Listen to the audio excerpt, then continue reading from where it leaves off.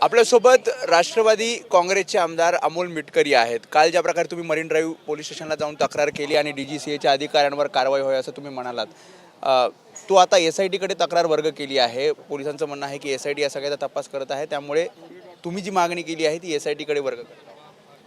नाही, काल पहिल्यांदा पोलिसांची चूक काय, त्यांनी FIR न नोंदवून घेणे हे चूक आहे। तिथले पोलीस निरीक्षक FIR नोंदवत असताना त्यांचे वरिष्ठ अधिकारी तिथे येणं, त्यांना 2-3 फोन येणं आणि त्यांनी येऊन सांगणं की आम्ही FIR घेत नाही, हा म्हणजे 4 आमदारांचा केलेला अपमान आहे।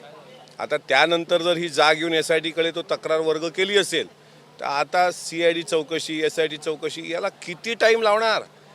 आता पहिलं म्हणता ब्लॅक बॉक्स जळालेला होता, आता म्हणता ब्लॅक बॉक्स सुरक्षित आहे। पहिलं DGCA म्हणते 6 लोक गेली होती, आता DGCA म्हणते 5 आहेत। मला काल असं कळलं का तो सुमित कपूर कॅलिफोर्नियात काहीतरी मुलीसोबत त्याच्या भेटायला गेला असं पण मला कळलं। मग आता ते विमान चालवत कोण होतं? शांभवी पाठक? पायलट कोण होतं तिथे?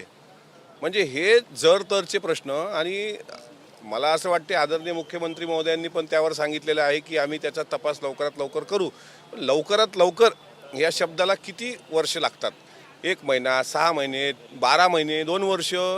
मुख्यमंत्र्यांना भेटणार आहात का या सगळ्या संदर्भात? कारण रोहित पवार पण म्हणले की माझ्याकडे काही पुरावे आहेत, ते मी मुख्यमंत्री देणार आहेत। तुम्ही आता रोहित पवारांसोबत किंवा तुम्ही वैयक्तिक मुख्यमंत्री? मी काल रोहित पवारांसोबत गेल्यानंतर असं वाटत असेल काही लोकांना की बाबा हा रोहित पवारांसोबत का गेला।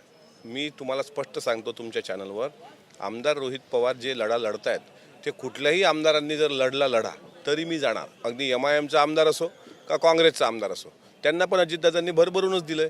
त्यामुळे मी स्वतः सांगितलं होतं की तुम्ही नरिमनला जाताय ते अजितदादांच्या मृत्यूच्या चौकशीच्या संदर्भात आणि FIR करायला DGCAवर, त्यात मी जाणं माझ्या सत्सद विवेक बुद्धीला पटलं। आज बारामतीला ते गेलेले आहेत, मोठे समर्थक तिथे जमलेले आहेत, योगेंद्र पवार, रोहित पवार हे सगळे तिथे गुन्हा दाखल व्हा बारामतीत, याला सुद्धा तुम्ही पाठिंबा देत आहात?